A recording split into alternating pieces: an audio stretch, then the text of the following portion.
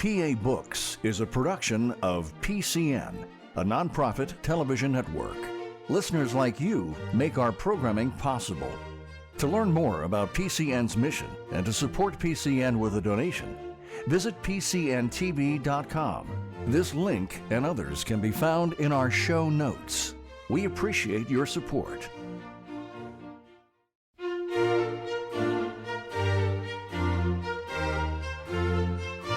This week on PA Books, Stephen Medvic, Matthew Schousen, and Berwood Yost, authors of Are All Politics Nationalized? Stephen Medvic, Matthew Schousen, and Berwood Yost are the editors of Are All Politics Nationalized? Evidence from the 2020 campaigns in Pennsylvania. Berwood, in this book, what do you mean by nationalization?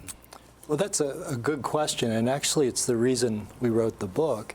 The scholarship, the common discussion about politics these days often points to nationalization as being kind of a skeleton key that explains a lot of what's going on in our politics, but no one ever really clearly defines what they mean by nationalization or how it should work. In our book, we settled on a rather simple definition of nationalization, and by that we meant that any issue that could be discussed by any candidate anywhere was basically nationalized. So if you could take a campaign ad, for instance, we looked at a lot of advertising. If that ad could have been run anywhere with any candidate, a different candidate, we would have said that's a nationalized campaign ad. And basically what you're doing with nationalization is you're just trying to use issues that connect to national topics while ignoring local issues that are important to voters. And so that was one of the central tasks of our book, was understanding a little bit more about nationalization, and that included defining it. Mm-hmm.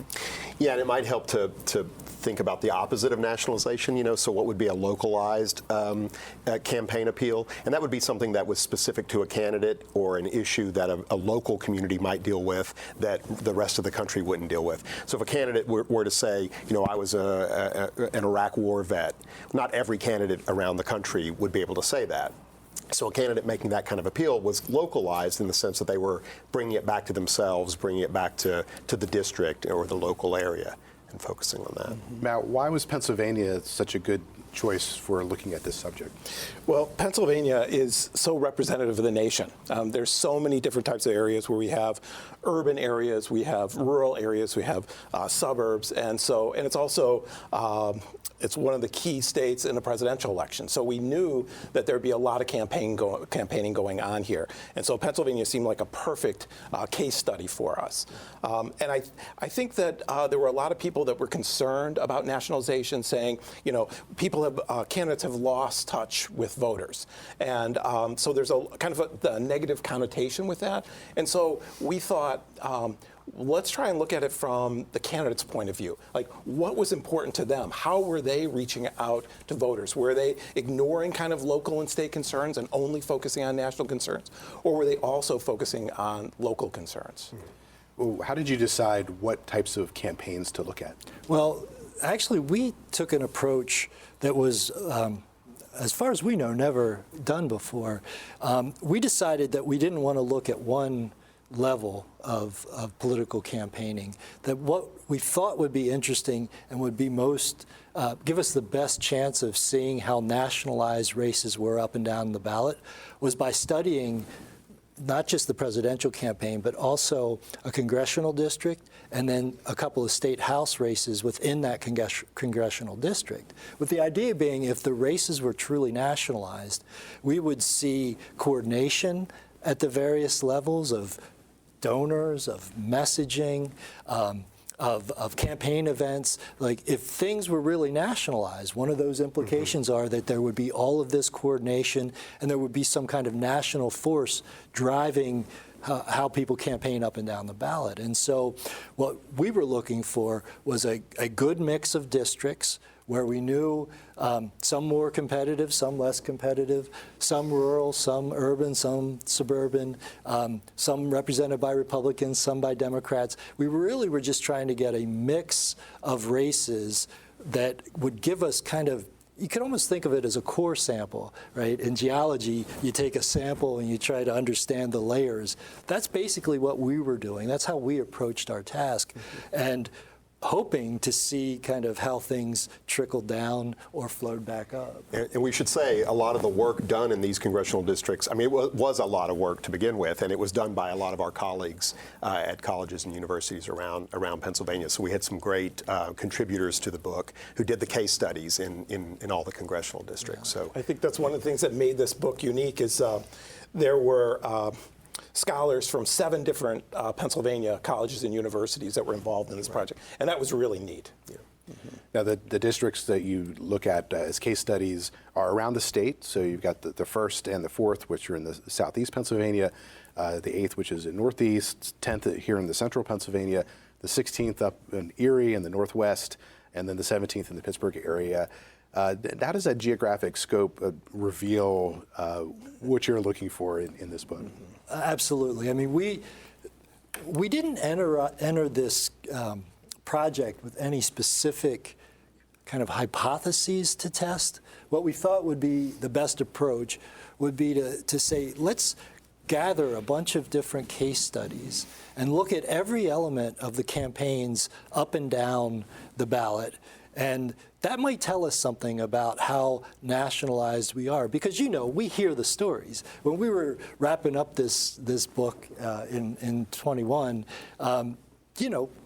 people were talking about local school district races hinging on nationalized issue. We always hear that nationalization's driving everything, and so we thought it was important to just get this broad picture from as many different places as we could, with as many different perspectives. I mean, that's why you use multiple scholars to study this stuff. And so that was really our driving motivation, that we would have lots of ground to cover, and eventually we'd be able to develop some hypotheses as a result of what we collect in these case studies. Now, you say that people often use nationalization and polarization interchangeably. What's the difference? So polarization is really kind of just the gap between the parties, either on issues or on even attitudes. So feelings about the other party can polarize if people start to think of the other party much more negatively than they do of their own party. We call that affective polarization. So it's just really how big a difference between the parties is there. And there's a lot of ways to measure that. So the kind of standard way to do it is to look at elected officials and their roll call votes and see how wide a gap between Democrats and Republicans there might be. And you can track that over time, and you see that the gap has grown over time. And so that it's sort of a comparison of the two parties and where they stand, whereas nationalization is more about the kind of issue set that people are discussing. Right. And so the difference between polarization and nationalization is polarization basically has the parties pulling apart, right, and becoming more homogenous, where nationalization is the language that's being used at the different levels. So if you have consistent messaging at the presidential level, at the congressional level, at the state level, then you have nationalization. And that can in turn drive polarization, mm-hmm. right? So that's why they often get confused as being the same thing. Now, if we look at the ideological makeup of the parties over time, if you go back to the 1950s, you had conservatives in the Republican and Democratic Party and liberals in the Republican and Democratic Party. That has changed significantly over the decades. How does that affect or play into the area of your study?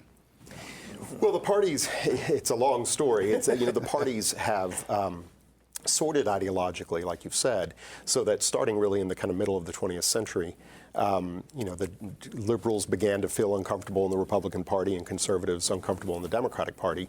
But if you go far enough back, there was polarization before the Great Depression and before the New Deal. And so we've had this before. And in fact, I tend to think that may be the natural state of politics, that in a two-party system, the parties probably will normally be pretty different and take polar opposite views on most issues. But the middle of the 20th century was kind of unique and a little bit strange. I mean, coming out of the Great Depression and World War II, Democrats just dominated. And so it was such a big party that it encompassed virtually everybody. But that was probably not going to last for long, and so it sorted itself out, with where the two parties have become much more ideologically cohesive. And that has gone from elites to voters, right? So I think Stephen was talking earlier about polarization and how you measure it among congressional office holders, right? And you see this gap between the parties growing, and that has consequently led voters to kind of move in that direction. So we cover that, I think, in Chapter 2, where we talk about the fact that the ideological and partisan makeup of the electorate, even in the past 20 years, has just changed markedly. So as Stephen said, you don't have many Republicans, you don't have many conservative Democrats, whereas when we started in this business, that used to be a staple of Pennsylvania politics. Now, you mentioned the New Deal, and I want to talk a little bit more about that, because you say in the book that FDR's New Deal fundamentally altered the nature of government in the United States. How? Well, it provided a much larger role for the federal government in politics. So I think that was a key driver. Whereas before the New Deal, I don't think the federal government had as big a role to play. And so you can imagine that might begin to polarize if the business community doesn't like a big role for government. They're going to find a party that advocates for their interests. And if on the other side, unions, for example, might want more government involvement, they're going to pick a party that advocates for that. So I think the growth of the federal government it is to some extent what polarized the two parties, although you really see, I think, a lot of movement once civil rights becomes an issue on the national agenda. Yeah, I think that you're absolutely right, Stephen. In the 30s, we see this nationalization that we're seeing today. So sometimes we think it never happened. A great example of that would be Lyndon Baines Johnson. When he first ran for the House of Representatives, it was during the Great Depression, and Johnson said, I have 3 issues I'm running on. Roosevelt, Roosevelt, Roosevelt. You don't get any more nationalized than that. Now, you also talk about how, since the Democrats were such a dominant party for so long, the Republicans had to respond to that. How did they respond organizationally or in strategy? So I think initially they thought, well, if we're going to get anything done, we're going to have to compromise. And so they took moderate positions because they thought, well, maybe what we can do is moderate the Democratic Party's response to whatever the issue is they're dealing with. And so it's an interesting question, though, to say, like, who started this polarization issue? Because really, it probably, if you trace it far enough back, it really is activists, liberal activists in the Democratic Party who began saying as early as the 40s, why do we have these conservative Southern Democrats in the party when the rest of us want to begin to push for civil rights? So maybe we should begin to purify the party. And that wasn't elected officials or even party operatives who said that. That was sort of interest group activists. The Republican Party, once the Democratic Party started doing that, they took a hint, and some of the activists in the Republican Party said, well, let's make this a purely conservative party. So, again, there's a lot of maybe finger pointing and blame to go around, but I think, really it's the kind of activists in the parties, the interest groups that try to pull the parties to one side or the other, who start the process. Elected officials, react, and then, as Berwood said earlier, the voters follow along behind them. Now, you mentioned earlier, you talked about ads, that you were looking at ads. Now, ads can come from a variety of sources. Candidate campaigns have them, parties have them, outside groups. What did you find in terms of nationalized subjects based upon where those ads were coming from? So that was actually another unique feature of our work. We were able to look at all of the ads being run in Pennsylvania during the 2020 race, we all, the 3 of us, sat and had a scoring tool that we developed, and we each individually scored every campaign ad that we saw. So we didn't get hazard pay for that. We probably should have. But we did a lot of coding of these, expecting that the themes would be primarily about national issues. I mean, it was COVID, right? 2020 was COVID. Why not? I would expect that to be a major theme of the advertising. There were, of course, economic concerns that could be nationalized. And so we went into that coding process by looking at all of these races, coding them according to their level of nationalization as we defined it, and finding that while the congressional races were a bit more nationalized in their messaging, they weren't totally nationalized. And in fact, the state house races were more localized than nationalized. So people often candidates for state house often talked about their incumbency status. They might have talked about a local issue. They might have talked about being representative of this community and talking about the specifics of that community. In one of our chapters, an author talks about the importance of being one of us in the northeastern congressional districts. And so we did not see as much nationalization in that advertising as we expected to see. Now, what's important, too, is that there are other channels of communication. So is it possible that the television advertising or the ads that pop up on your computer screen are different than, say, the messages on Twitter or Facebook or at debates? And we looked at all of those things. And it was surprising that we didn't see as much in terms of nationalized messaging as we expected. And I think that's especially given COVID, because it was such a prominent issue that if we had found a lot of nationalization, I think a critique might have been, well, this is a unique year when everybody's talking about the same thing, COVID. But it still turned out it wasn't. President Trump, right? I mean, he was a very polarizing figure. I mean, the other thing that was happening in the summer was George Floyd protests, and so the defund the police issue could have been prominent. It showed up in some of the ads, but not as much as you might have thought. I think if any campaign would have been really nationalized at the lower levels, it would have been 2020. Just because of all these things that were, there was just such a disruption to our politics and to our lives that maybe that would be an opportune time. But we just didn't see it to the extent we thought. And what was interesting is, even at the presidential level, we saw some localization. I mean, here's a presidential campaign, and, President Trump at the time was talking about fracking in Western Pennsylvania, and you had Biden talking about his roots in Scranton. And so even in a national campaign, they were running kind of localized ads sometimes. And I think we haven't talked about what we found in depth yet, but I mean, I think one of the things that was interesting to us is that in all the races that we looked at, there were 18 in total, 6 congressional districts, 12 state house districts.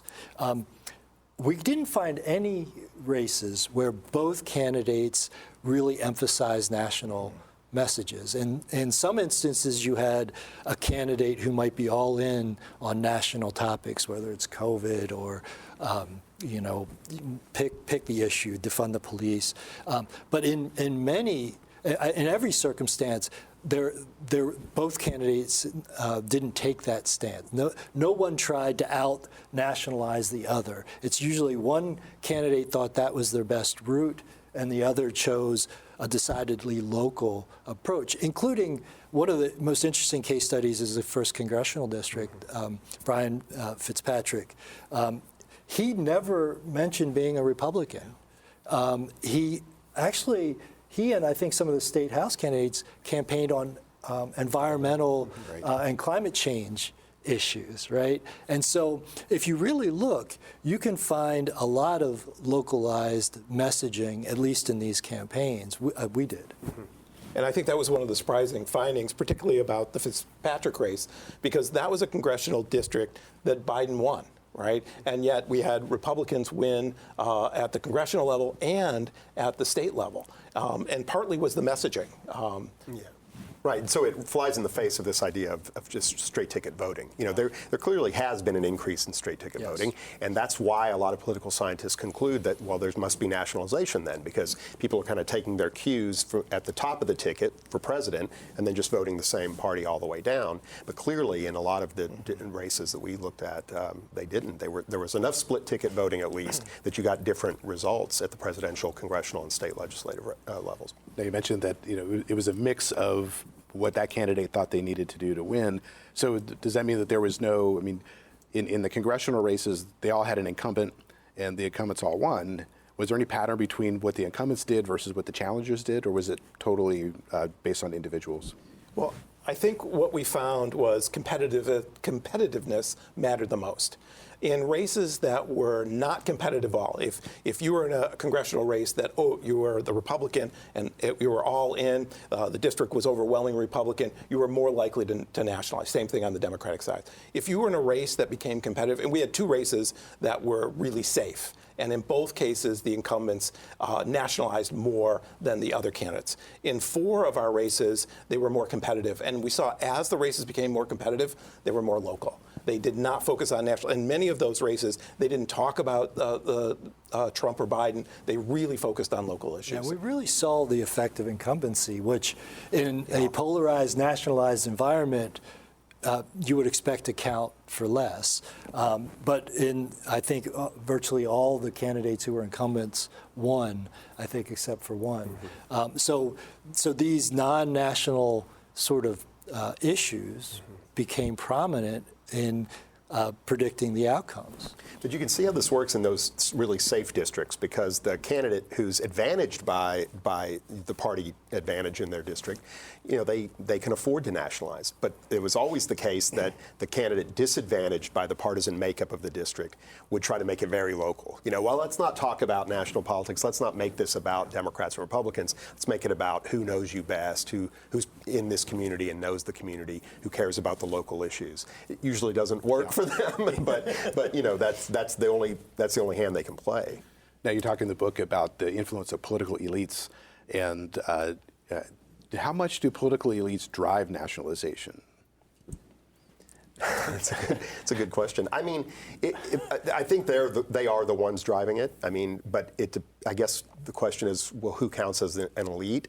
So sometimes it might be these outside groups that come into a district or come into a race and say, you know, we have issues we really want to push, and so we'll push those issues. Sometimes it's the parties because they think they have an advantage, and sometimes it's the candidate themselves. You know, there was the Republican candidate out in the Pittsburgh congressional district, Sean Parnell. You know, had built part of his background was being a commentator on Fox News, and so he had built a national kind of reputation. He was a little more ideological than some other candidates. He was going to nationalize that race, probably no matter what. And so, you know, I don't think it's coming from the bottom up. I don't think the voters are saying, hey, let's only focus on national concerns, because the local issues are the ones they deal with on a day-to-day basis. It's some element of the elite political class coming in. And you do also see kind of how what the candidate is comfortable with comes into play in this kind of story. Because in the 16th congressional district, Kelly's district, he had an advantage, an incumbent registration advantage. That was a safe district for him.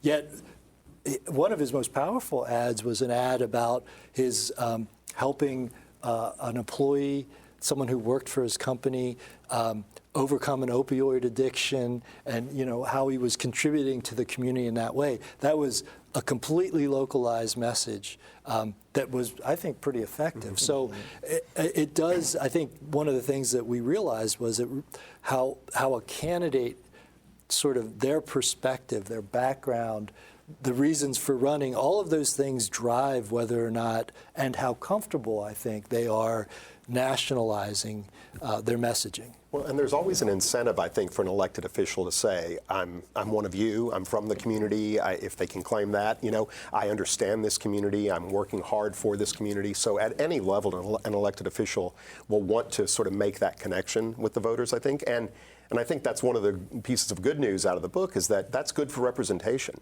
You do want people who really can have a connection to local voters, and to the extent that they emphasize that, then they're being good representatives. I think just to emphasize that point, right? The themes around nationalization, discussions around nationalization and polarization from a governing perspective really do limit our opportunities to pass policies and to come to consensus. And so I think it's really beneficial to see that candidates are willing to talk about local things, because those are things that voters think you could get something done that way. So it gives you, I think, more confidence that your office holders are doing the kinds of things that you need in your community. But it's interesting, because I do think that we have candidate-centered elections. Part of what people were arguing with nationalization is that we were moving to more party-centered, right, where all the candidates would line up and basically, and I think what we found consistently was the candidates were making these decisions. And so the candidates were really deciding how local do I want to be or how national. And it does seem like if they're in a competitive district, they're going to stay local and they're going to focus on local concerns. Let's talk a little bit more about that. How much power does a party organization have to enforce discipline during these campaigns? None any longer, nearly none. I mean, there was a time when they had a little more ability to do that, but they've really kind of lost that over time. And so it really is still, I mean, it's one political scientist, refers to strong partisanship and weak parties. So people have this sense of partisanship, voters and candidates, but the parties themselves as organizations are pretty weak still, and they kind of follow the lead of the individual candidates. And that's particularly because of primaries and caucuses, right? Because they no longer really control who the nominees are. If you want to be a nominee for a Republican Party, you just wake up and say, I feel like running as a Republican. And it's really hard for parties to stand in the way and say, we're going to be a gatekeeper of who's going to be running. They really don't have that And power. it is interesting because at times there were candidates in the case studies who wished they could have more guidance and more kind of consistent messaging and help from party organizations. Some of the interviews that were done in these case study chapters, candidates actually said, I was asking for help. And we didn't get it, right? And so we would expect in a nationalized environment, all of the same messaging would trickle downhill. All the same consultants would have them beating the same drum, and we just didn't see it. Yeah, it's interesting because we were really looking for that. We really thought that the parties would play a much bigger role. I interviewed a state party official on the Democratic side asking about that. And he looked at me and he said, well, it doesn't work. I mean, if you're running in Scranton or you're running in Pittsburgh, it's totally different. For us to say one message is going to work all the way across Pennsylvania, you're crazy. So I think it is hard for parties, too. We'll be back in a moment with the PA Books Podcast. Enjoying this podcast? Please support PCN with a donation at pcntv.com. This link and others can be found in our show notes. We appreciate your support. Now, another element in campaigns is money, and money comes from a variety of sources. Did you find any connection between money in campaigns and nationalization? We didn't. We didn't. We didn't. No, yeah, we didn't. We didn't find any outside groups, for example, spending money in a lot of different races to sort of push the same kind of issue. So they would pick a couple of races maybe that they were, and usually at the same level, so they might pick a couple of state legislative races throughout the state, but usually not a lot, and almost never at multiple levels up and down the ballot. So so we didn't see that kind of organized effort, to spend money in campaigns. Like, again, this is sometimes the concern about nationalization, is that in school board races you might have national organizations that don't know anything about the state and certainly don't know anything about the school district, but they come in and they drop a lot of money and they win these races. We didn't see a lot of evidence for that. I think that's important to underscore. We didn't see any organization that came in and gave money to the presidential race, to the congressional race, and the state house race, and for that matter, not even the presidential and congressional race. That was rare. So that means, and there were no advertisers doing that either, right? Spending their money to advertise kind of down through the different kinds of races. They picked a race, they picked a level, and that's kind of where they stayed at. And that's even true. Maybe, Stephen, you talk a little bit about the campaign committees from the parties, right? They tend to stay in their lanes. They stay in their lanes. I mean, they, if the what we call the Hill committees, the Capitol Hill committees that work for the House and Senate parties, they only stayed in congressional races. The state legislative parties stayed in the state legislative races, and even the the national committees often can spend a little more money in other races, not just in the presidential race, but they don't do a lot of that. So everybody kind of stays at their level. One thing I'll say about money, though, and we did not track this in the study, but there's pretty good evidence that candidates are able to raise money from outside their district increasingly because of the internet. And so at all levels of politics now, it's nationalized in the sense that candidates are getting a lot of money out of district. I mean, we didn't look for that, and we may not have seen a lot of it because we didn't have too many candidates who sort of have a national profile. But there are, but it's so easy to raise money now on the internet that candidates are raising more outside the district. Although there's still not a lot of money spent comparatively in, say, state house races. Right. The congressional races are becoming more and more expensive, and we know about the spending on presidential races. But those state house races, there just isn't as much giving there. There just isn't as much spending. So that they're kind of under-resourced in some way. Although it's only a matter of time, I think. Yeah, that's probably true. But I also think many of those are not competitive races. Yes, in competitive races, we did see a good amount of money going into them. Yeah. I mean, that's important to recognize, too. And I think this is part of the nationalization polarization debate, is when you look at the way state house races, state house districts are drawn, there's only about 15% of the districts in the state that have a party difference of 10 points or less. So this underscores Matt's point. Yeah. Most places aren't competitive, and that wasn't true in the 90s, say. So as the infrastructure, the underlying partisanship of the electorate has been organized in a way, you could say artificially, to kind of drive up those partisan differences. Mm-hmm. Yeah, one of the things you hear an awful lot about these days are news deserts, or a lot of local papers are closing down or losing funding.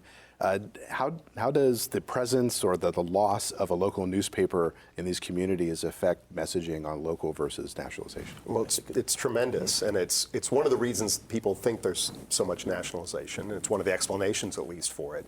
I think the lack of a local news source means that people have nowhere to go but to sources that are mostly covering national news, and even in places that have a local newspaper. I mean, people may read that, but they're still getting a lot of stuff from cable news. They're online. They're on social media, and so there's just so much more coverage of national politics now that even in places with a local paper, people are inundated with national news. But if you don't have a local paper, there's no other information source. That's a good point. And one candidate talked to us about the fact that it was really hard to get local messaging out because there wasn't a source that was really covering that. If there was a local newspaper, they would have followed that. But that kind of messaging was really hard for them to get out. Yeah, I think it was also interesting. I'd like to interject because there's a lot of conversation about debates and whether campaigns are going to engage in debates anymore. In the book and in the case studies, the debates were the place where nationalization kind of dwindles because you're being asked questions about your local community, and that's where kind of a more fuller, more robust, more localized sort of messaging takes place. Mm-hmm. And as those things become less common, again, this is another force driving those nationalized messages. Right. So the people asking questions in the debates are either local journalists or maybe local members of the League of Women Voters or something, right? And they're mostly concerned with what are you going to do locally here. So so those debates are important. And you're right. If candidates decide they're not going to do them, then that's a loss for debate about local concerns. Which I wonder if there are going to be more local concerns in 2024 because we were in a pandemic, so there was not a lot of rallies, there were not a lot of where candidates could get together with groups of people. And if candidates are getting together more with small groups of people, maybe we'll see more local campaigning. Now you're talking about safe seats and competitiveness as an impact here.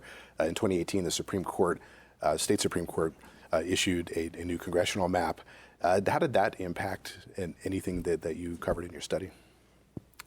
Well, it created some districts that were more competitive than they otherwise would have been. And so I think a key takeaway from this effort for me is how competitive races make a difference in messaging, right? It forces a candidate to talk about more things and more things that are important to their local voters. They can't just get away with kind of broad statements that might appeal nationally and to a partisan base. Competition just means the way they communicate and campaign are very different. And so by redrawing those congressional districts in 2018, it made a difference in terms of the competitiveness of some of these races, which in turn would make a difference in the messaging. Now, that didn't affect the state house races. So we were still operating under the old state house system in the 2020 race that we covered. But even there, with districts that were pretty strong, I mean, political scientists would say that the House districts drawn after the 2010 census were heavily gerrymandered. Even there, though, with that kind of gerrymandering, the messaging did tend to emphasize local issues. Now, another area to look at are the differences in population sizes within congressional districts versus state house districts. Was there any connection between those and nationalization versus local? Yeah, I mean, we saw that bigger districts would have more nationalization, but that may be also because they're federal offices, right? So it's hard to disentangle whether it was just district size or whether it was that the congressional districts, yes, they're bigger, but they're also running for Congress and where they debate national issues. So it's hard to say, but I think maybe there's something to district size, so that as a district gets bigger, there may be it's harder. I mean, what local issues would you talk about? Because as a district gets bigger, you could compare it to a state. We didn't have, except for the presidential campaign, we didn't really have an entire state campaign like a governor's or a U.S. Senate race, which would be interesting to look at, and we'd like to do that in the future. That's right. But that may be more nationalized because what local area do you focus on if you're going to have a local message, right? So it may just default to a nationalized message. Now, something that connects to that is not just population size, but geographic size of a district. So in some areas where the population is more concentrated versus some of the rural areas where you have very large districts geographically, does that show any variation there? We really didn't see any in our study. It seemed as if it really mattered. State campaigns were much more localized, no matter how big the district was. And that's probably because the really big districts will be most likely rural and very Republican. And so again, now we're talking about pretty safe districts. And so, But what's interesting at the state level, even those really safe districcts, they were not That's true. nationalized. That's true. That's Their right. That's true. messaging was pretty local. We'd have campaigns saying, I was born and raised in this area. I know this area, even though they were in a safe, Republican district. Yeah. Was there anything that surprised you when you went into this and then you saw the results? You were like, wow, I had no idea. Berwood, anything that jumped out at you? Well, first, we knew that that all the evidence for these nationalized campaigns was coming from voters, the way that voters behaved. And we affirmed that in the book. We saw the same kind of thing, that people seemed to be voting for the same party up and down the ballot. So that wasn't a surprise. But I think what was a surprise for me was just the fact that local and congressional candidates, state house and congressional candidates, talked a lot about local issues. They were attempting to connect with their voters, which is, they've got to get reelected, right? So it kind of makes sense. But we would have expected much more conversation about nationalized issues, appeals to party, effective polarization, all those kinds of things. And it just, as I said earlier, we didn't see that both candidates in any race do that. It was always the case that one candidate was intensely focused on local issues, and in some instances both were, but never where both candidates focused on national stuff. I think there was less discussion of Donald Trump, too, than I think. I was a little surprised, that either in a safe district a Republican would really tie themselves to Trump, or maybe, a Democratic candidate might, in a district that the Republican doesn't want to tie themselves to Trump, would try to do that. And there just wasn't as much of that as I think I would have guessed. So that was kind of surprising. Yeah, we were really surprised, particularly in the ads. We thought there'd be a lot more reference to Trump and to Biden on both sides, and we just really did not see that. Yeah, I guess another surprise, if you watch enough ads, which we did, was how bad some of the spots were that tried to introduce people, to make them relatable. There were a few that were incredibly cringeworthy, and I mean, they trot out old, images of home films of football games and all this kind of stuff. So I mean, that's intensely local, right? It'd be nice to see them better done in some instances. Right. So. Production value wasn't. It also made me a little more optimistic about elections because clearly, when we have competitive elections, the candidates really focus on what voters care about. And that was, I think, pretty evident. And I think it's it was a reminder to me that this isn't just about what people say or how they behave. There's a lot of the way that we organize our politics that drives this, right? So there are structural elements of our politics, whether it's having districts where, one party dominates registration versus another, or how we pick people to be on the ballot in the first place, the size of the districts, all these sort of structural elements play a role in this stuff and perhaps make us think we're more nationalized than we are, or think that that's our preference to be nationalized and polarized, when maybe it's the structures that are driving that as much as the preference. Now, you say in the book that turnout in 2020 was the highest since 1936. How did that play into this? Hard to know, because it's only the only election we did. But we assumed that turnout was being driven because of national factors, right? Because you either loved Trump or you hated him, and so we thought that would lead to more nationalization. So I would assume in an election that has less turnout, I don't think it would be quite as nationalized, but we didn't really see that. Right. Now, you also say in the book that the Democratic win in the presidential race did not translate into widespread success for other Democratic candidates in the state. Why? Again, this is an interesting question, right? Yeah. Because the Biden won the presidential race narrowly. Josh Shapiro won the Auditor General race. And then Republicans won everything else when you aggregate the votes. So congressional vote, treasurer, state auditor general, state house race. So, and I think one of the messages, or one of the reasons has to be the messages and the candidate-centered nature of our campaigning. So candidates are able to overcome partisan disadvantages if they have the right message and they're able to appeal to voters. And so it's more evidence that nationalization isn't as common as we think. Right? Yeah, it might have suggested, too, just to some extent a weakness at the top of the ticket. I mean, it may not have been that people were really turning out so much because they really liked. So Biden won, but they weren't turning out so much because they really loved Biden and an agenda he was putting forward. The fact that he won was sort of a negative. It was because people came out to vote against Trump, and so that doesn't then translate into sort of a whole party victory, right? He doesn't have coattails, in other words, right? Right. So, right. But I think it also shows that high-quality candidates do well. Yeah. And that again, I know there were only, I think, 14 congressional districts after 2020 that voted for Biden and had a Republican, and we have one of them in our state in the first CD, and there were only 13 districts that voted for Trump and had a Democrat, and we had one of those too. I think it was in the 8th, Cartwright. So,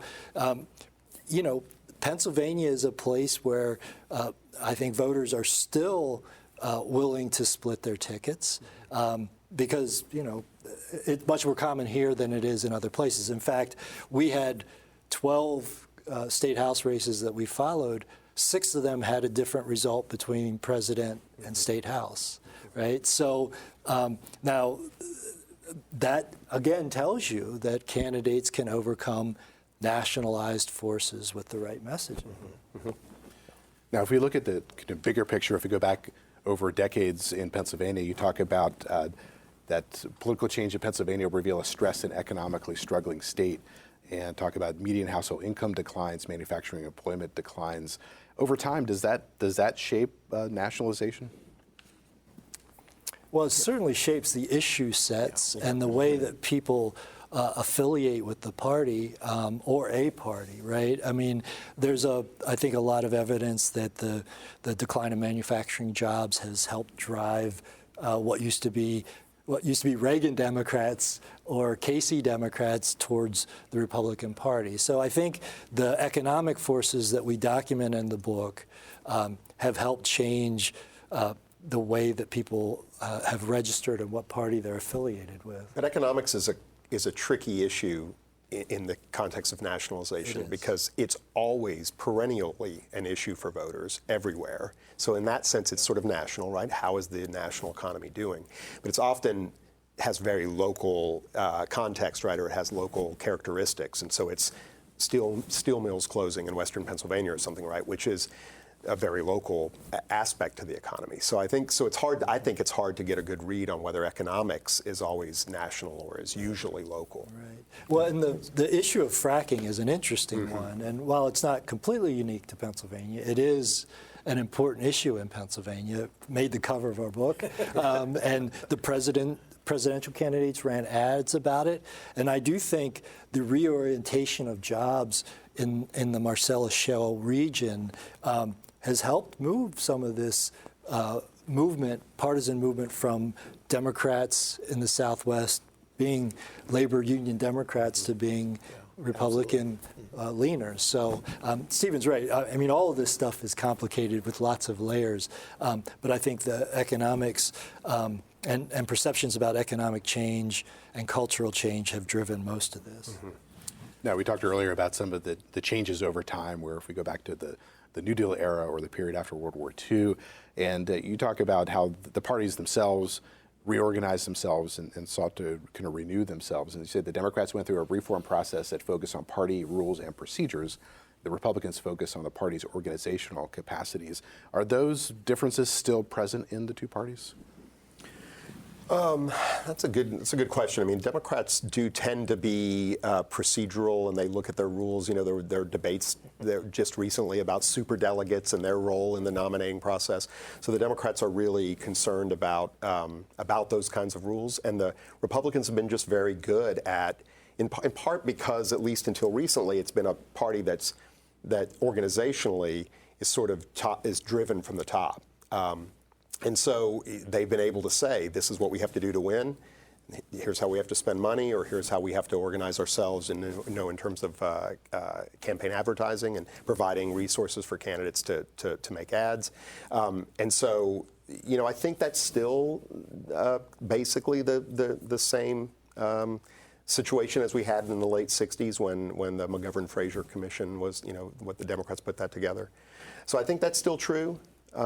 But it's hard to know because, again, I think the parties are so organizationally weak, it's not clear exactly what is going on at the national parties on either side. Yeah, it used to be that the states had their own unique, and they still have their own unique party apparatus, but I don't think anyone believes they're as strong and differentiated at the state level as they used to be. There has been a trend, I think, at that level to see some nationalization and weakening. But part of the problem is that the parties don't have tools anymore. Yeah. I mean, they used to have control over money. They used to have a lot more control over organizations. They don't really have tools that they can use to kind of strengthen organizations. So it does seem like it's more grassroots now. I can think of a few party tools. And in terms of decentralization of parties, some of the things you're talking about are the sense that parties are hollow. Yeah. But at the same time, there's this perception of increasing nationalization. How do you square the two things? Well, I think, like I said earlier, I think it's a sense of strong partisanship. So people have they identify with the parties more than they did in the past. A lot of their other sort of identities line up with whatever their party choice is. So that sort of reinforces a real sense of I'm a Democrat or I'm a Republican, and that makes me very different than the other party and very much like other people in my party. And so that sort of drives a lot of the kind of the rhetoric of our politics today. But organizationally, the parties have just a hard time. You know, parties are pragmatic. They want to win more seats at the end of the day. They're not real. I mean, they seem ideological now because of the partisanship that people feel. But they are, at the end of the day, the organizations just will really want to do whatever it takes to win a majority in a legislature. And they're just not really able to do that now. Well, and there's also a difference between the activists and kind of the elites, because the activists are really pushing a party. They want policies, whereas the elites often want to win. And there's also something else going on, which is negative partisanship. And I think that that's driving partisanship, too, that it's not so much that I like my party better, but I really dislike that other party. Yeah, one way to think about the parties, a kind of different way to think about them than as simple, committees and organizations, is as networks. And so that when you think of the Republican Party, it's not just the Republican National Committee or the state Republican parties. It's a whole host of groups that are allied with the Republican Party, and same on the Democratic side. But it might even extend to certain media outlets and media figures who are pretty clearly on one side or the other. So when you think about parties that way, they have a little bit more reach, they have a little bit more ability to direct things.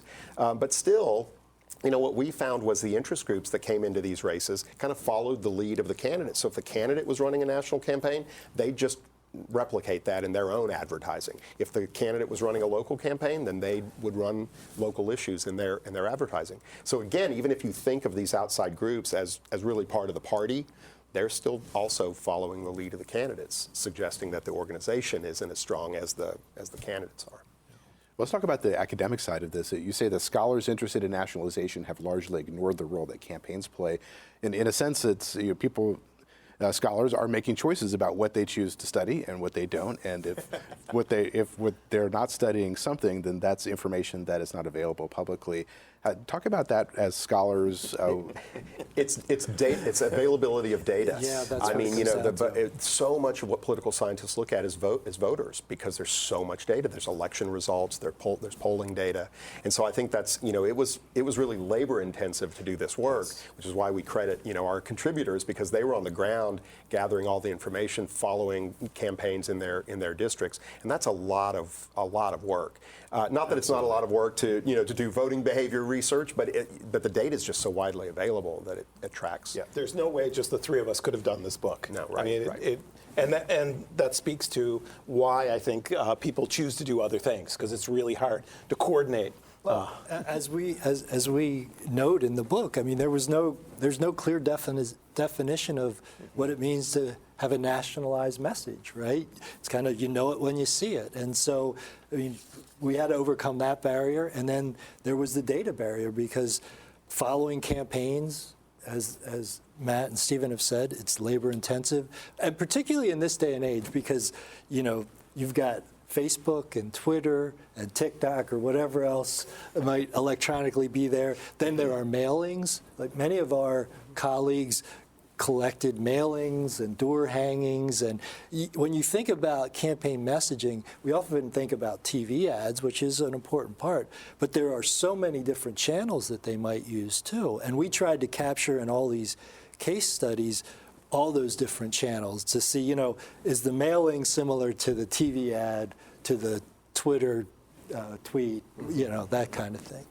We did have access to the advertising, which was important. We had partnered with a firm called Ad Impact, and we had access to all the ads run in the state, and that's pretty unusual. And so again, if you're going to study campaigns, you're going to have to try to find that data somewhere, or those ads to watch and code them all, and that's pretty. I think that's one of the things that made our project so unique, because we were able to do kind of aggregate data because we had all the ads, and then we were also able to drill down very deeply in individual cases, and I think that was pretty unique. Yeah, and then we married that to the voting data to the campaign finance data. Actually, the advertising data had information about advertising spend and gross rating points, and we coded them thematically as well. So, it was just a rich set of data that we kind of brought together, I think, in a unique way. So I want to get a little nerdier than we've been getting. We've already pretty been deep into it, but I'm fascinated by different conceptions of nationalization. And you mentioned a scholar named Morgenstern, who has his concept of static nationalization versus dynamic nationalization. What's the difference? Oh gosh, been a while. Those are concepts from comparative political science. So he's a scholar who looks at lots of other countries, and it's not countries we study. We're Americanists, and so it's been a while since I've looked at that at his research. So I'm not sure off the top of my head what those.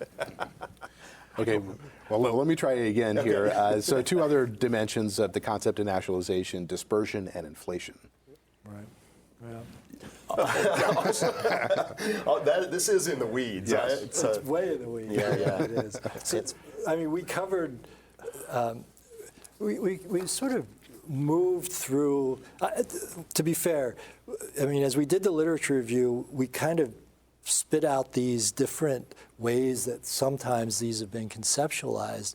But basically we discarded them because most of them were from other political systems that really didn't apply. Mm-hmm. And so I don't think any of us really lodged them in our brain as we do the background research to say, are there concepts we can use or redefine and make our own?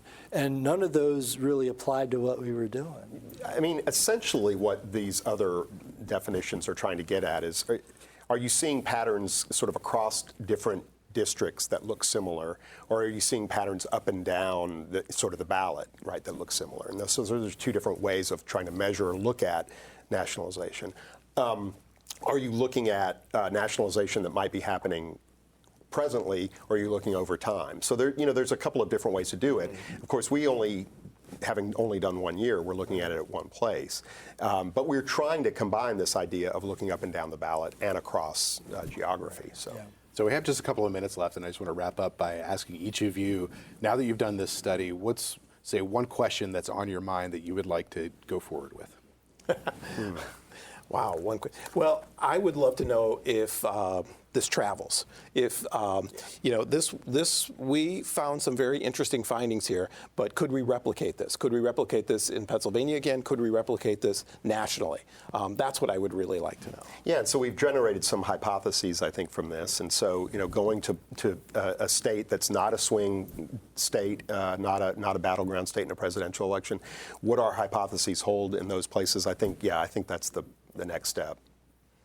Yeah, I'm feeling the same. We have plans to do this in other states, and hopefully we can do that.